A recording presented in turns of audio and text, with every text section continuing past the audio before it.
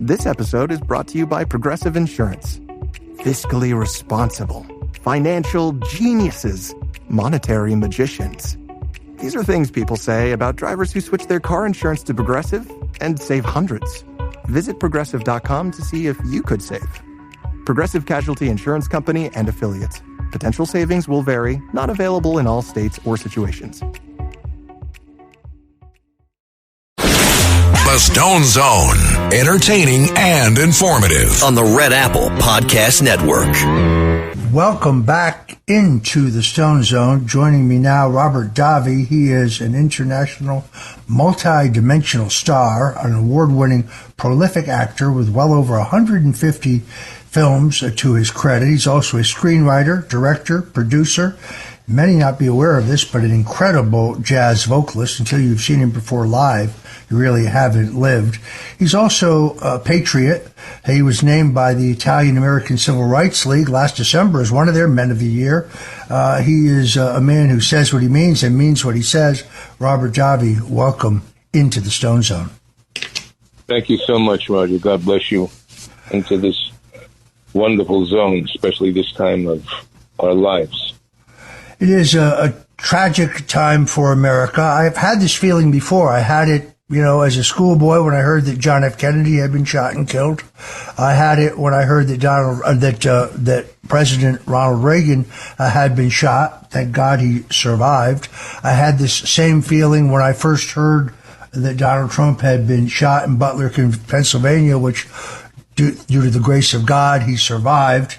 Yet again, when he was attacked in West Palm Beach. But sadly, on this occasion, the assassin's bullet hit its mark, and our friend Charlie Kirk, one of the most influential young conservatives in history, was cut down in the prime of life. You sent me a truly moving, I guess I would call it a poem, I'm not sure, that you put together this morning. I was so moved by it that I asked you to join us today. Tell us your feelings at this moment and hold forth. Well, I had, of course, as we all had, a shot to the solar plex, what happened, and it did bring us back to when we were kids with JFK and RFK and Martin Luther and Malcolm, assassinations because of political beliefs, especially in America, this country of ours. So I wrote these words, and I'll read them to you now, Roger, with your permission. Please. For your audience. Charlie Kirk gave his life not out of hate, but love. My first reaction was to go nuclear on the left because of what my dear friend and brother Andrew Breitbart called righteous indignation, and I felt that. The left in America has lied, spewed hatred, lawlessness, and violence, sedition. Charlie was a man of peace, truth, and courage. His whole essence was one of living a life based on Jesus Christ. While my own initial response was of rage, I bended knee and asked God for a way forward. I had a grandfather and a younger sister murdered. And while I wanted to avenge their deaths, my Catholic upbringing and prayer quenched my raging soul. My being violent was not the answer. I find myself feeling the same way over Charlie's murder. But prayer once again led me to a more powerful and positive place. I thought deeply of Charlie and Turning Point. He is a biblical figure, and his message was clear. To defile it with hatred would not honor him. What does honor him is a call to action. So I thought of Shakespeare's speech from Henry V, which is a call to battle. I rewrote it applying what Charlie Kirk stood for and was martyred for. Here, a call to action, a call for righteous indignation, but using truth, courage, and love as the ultimate weapons in the battle for not only the soul of America, but mankind. Thank you, Charlie, Turning Point, and all who understand.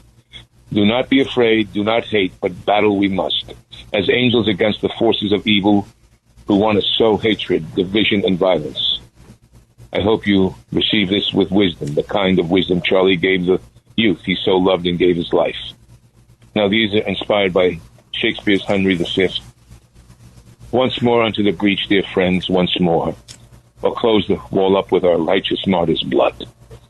In peace, there's nothing so becomes a soul as faith and humble love for God. But when the lies of tyrants tear our country apart, then rise with Charlie's words and zeal, ablaze with truth. Stiffen your hearts, summon the blood with strength of grace and faith. Let holy fire burn through deceit's dark veil. Let your spirit shine with heaven's might. Let it blaze like beacons through the fog of lies, bold as the cross that Christ himself did take. Unbowed by waves of malice and despair, now lift up your hearts in prayers and share in this cross we all must bear. Set your conscience free and bend up every spirit to its eternal height. On, you faithful heirs of Turning Point, whose blood is stirred by Kirk's unyielding creed. Sons and daughters who with him stood tall. From campus halls to nation's heart they fought. Now unleash your swords of truth to win the day. Shield his wife and children, cover them with love. Dishonor not his mission. Now attest that Charlie's vision lives within your blood.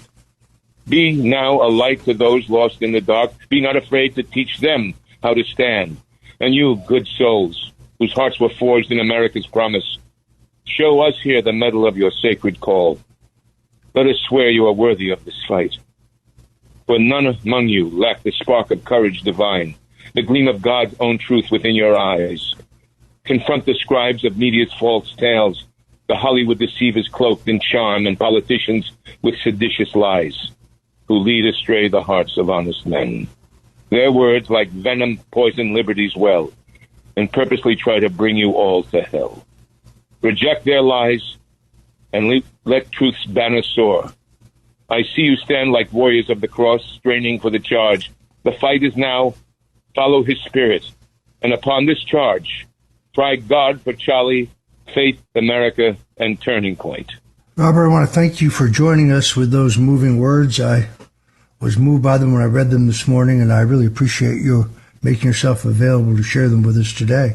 At just 31 years old, Charlie Kirk was gunned down in what appears to be a premeditated attack by a lone shooter, propped up on a roof. There's still many, many questions about his assassination.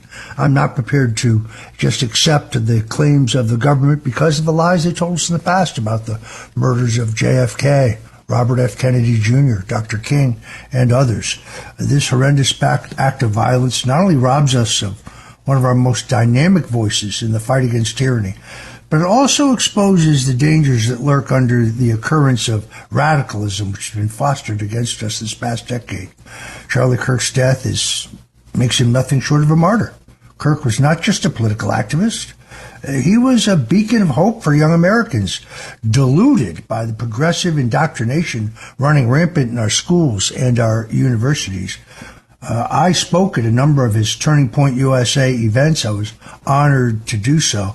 I saw how he inculcated and educated young people about the virtues of free speech, free enterprise, capitalism, reverence to God.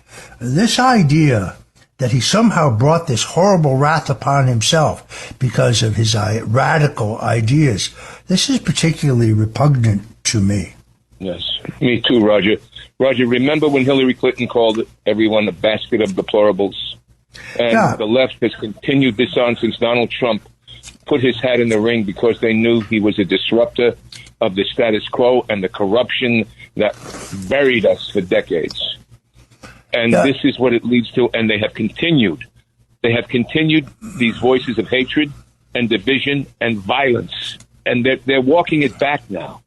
It's strange to me how they're walking it back now. And we just have to go forward, not violence, but I hope it encourages people that have been silent, that have been frightened to speak because of being blacklisted or not being invited to a cool party or having Thanksgiving dinner. But to be able to carry on that tradition that Charlie did in terms of going into places that didn't want to have discussion and discussing. It's what you've been doing your whole life, Roger. No, it's exactly true. He went right into the belly of the beast, but always in good faith, always up for a good, robust argument, but he always came in peace. They now try to demonize him. Oh, the Guardian, which to me is the most despicable so-called media outlet in the world, calling him a racist, a bigot, a white supremacist. We've heard it all before. When Hillary Clinton called us deplorables, that wasn't just an off-the-cuff comment. That was something that they had focus group, they had polled, they had tested.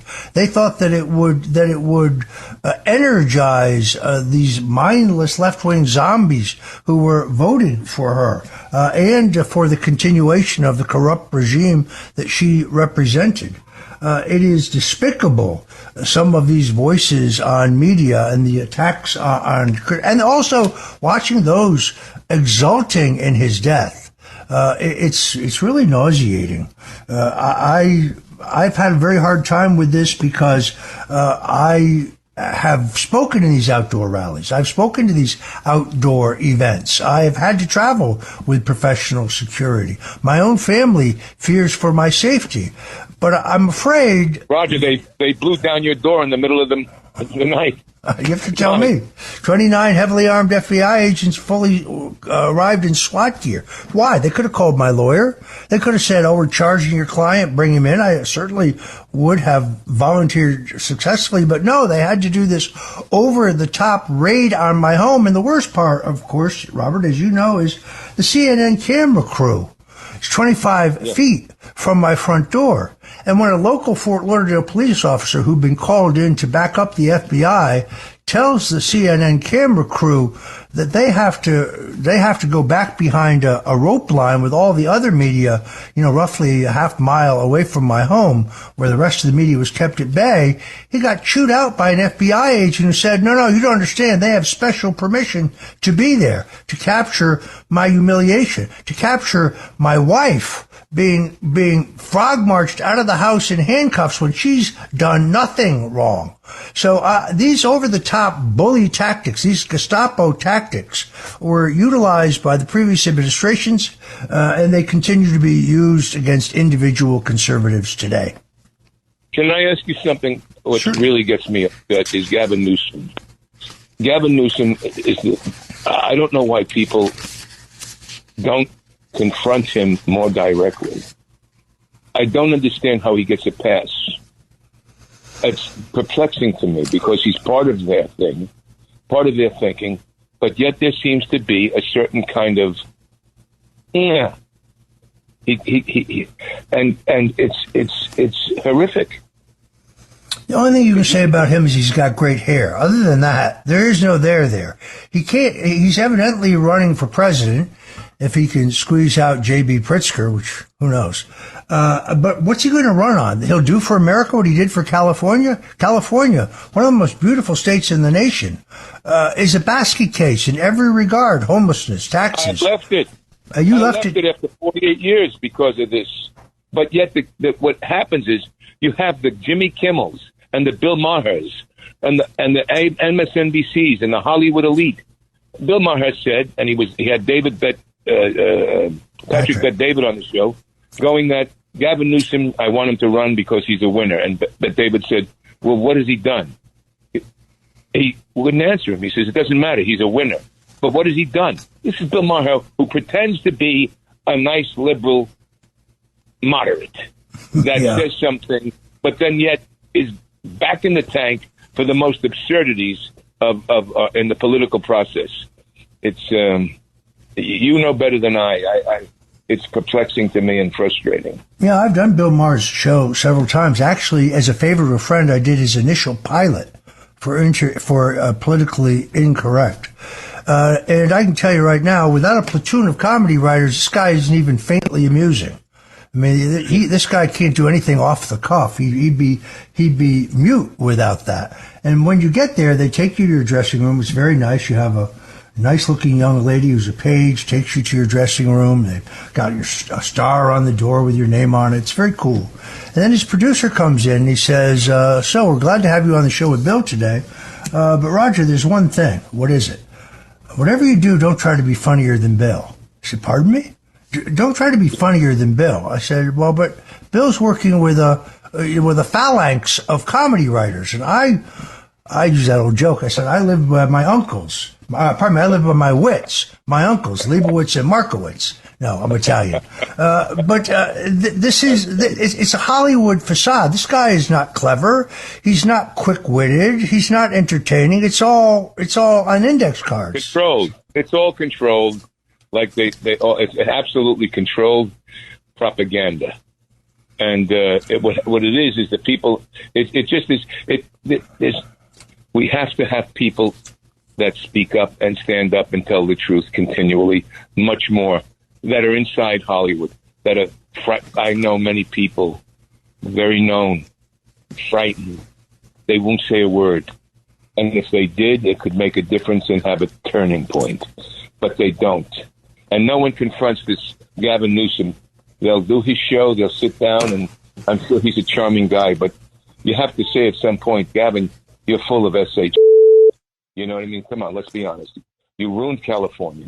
You ruined San Francisco. You gave over $1 billion contract to the Chinese for masks during COVID that never made a mask in their life, but did what they do, electric cars and electric buses. And that's right before they went into Afghanistan, a couple of days before the Chinese got the mineral rights. Nobody brings it up to this guy. Yeah, and what they're doing in Pacific Palisades with the fires, no reservoirs, when a Republican, Pete Wilson, in 1990, wanted reservoirs in California to collect trillions of gallons of rainwater, and they said no because of a spy fish that's a quarter of an inch that could be put anywhere. And the left did that in California, but yet it continues. All right, we're going to take a quick break. You're listening to The Stone Zone with me, Roger Stone. In The Stone Zone today, international multi-dimensional star Robert Davi. Don't go away because we'll be right back. The Stone Zone, entertaining and informative. On the Red Apple Podcast Network. And we're back in the Stone Zone. I'm here with my friend Robert Davi, the international multi-dimensional star, actor, singer, screenwriter, director, producer, but above all, patriot. By the way, Robert, you are my favorite Bond villain of all time. Above all time. It's not even close. My grandchildren are so impressed that I know you. It's beyond belief. That's very sweet. And all the young guys who work for me, that to them, every one of them, Goonies is their favorite movie of all time. They always say, "Oh, you got the Goonies guys coming back on." Yeah, Goonies is the 40th anniversary of Goonies. I'll be in Orlando next week doing a comm. We're signing autographs. The cast will be there. It's actually going to be a lot of fun. But Goonies, the kids love it, and it's been generational. You also had the opportunity to work with Frank Sinatra. I mean, I had a chance to meet him when I was working for Ronald Reagan in his re-election in 1984, but yes. you knew him on a whole different level. To me, yeah. Old Blue Eyes, that is the gold standard. That's as great as it gets. That guy, let me tell you, I always say for Italian Americans growing up, there were two figures, the Pope and Sinatra, and not necessarily in that order. Because he did so much for the Italian-American immigrant community. He did so much against anti-Semitism and racial bigotry. And then his amazing contribution to the American Songbook and America around the world, and his volunteer work and the billions he raised. And he was quite an individual, Roger. He was really... I did my first film with him in 1977. And he and I got together. He saw that I was a forceps baby because he saw the scarring I had. He goes, "You're a forceps baby." I says, "Yeah." He showed me his. And then he helped with the Dermablend makeup. He says, "Yeah, this will help your makeup." And we would just, he was Sicilian. And his mother was from Genoa. His father was from Sicily. And my dad was from Sicily. And anyway, over the years, we became very close until he died. And I was friends with his son, Frank Jr., who died a few years ago. It was, the daughters know. The daughters, because they did like me, and then my politics, they did not like me. They refused to play me on Seriously Sinatra. They had me on. I did Playing Favorites. And then when I went for Trump, they took my music down from Seriously Sinatra. I want to thank you for joining us today. Folks, we have been joined by Robert Davi. He is indeed a superstar. He's also a man I'm very proud to call my friend. Honored again by the Italian-American Civil Rights League this past December as one of their Men of the Year for his outstanding contributions to the culture and for his patriotism, the fact that he refused to be silenced about his love of country, his love of God, and his support for one Donald J. Trump. Robert, thank you for joining us today in the Stone Zone. Thanks for listening to The Stone Zone with Roger Stone. You can hear The Stone Zone with Roger Stone weeknights at 8 on 77 WABC. If you like the podcast, share it with your friends and listen anytime at WABCRadio.com and download the WABC Radio app. Hit that subscribe button on all major podcast platforms. Plus, follow WABC on social on Instagram, TikTok, Facebook, and X. See you next time for a new episode, so you never have to wonder. What the heck is going on here?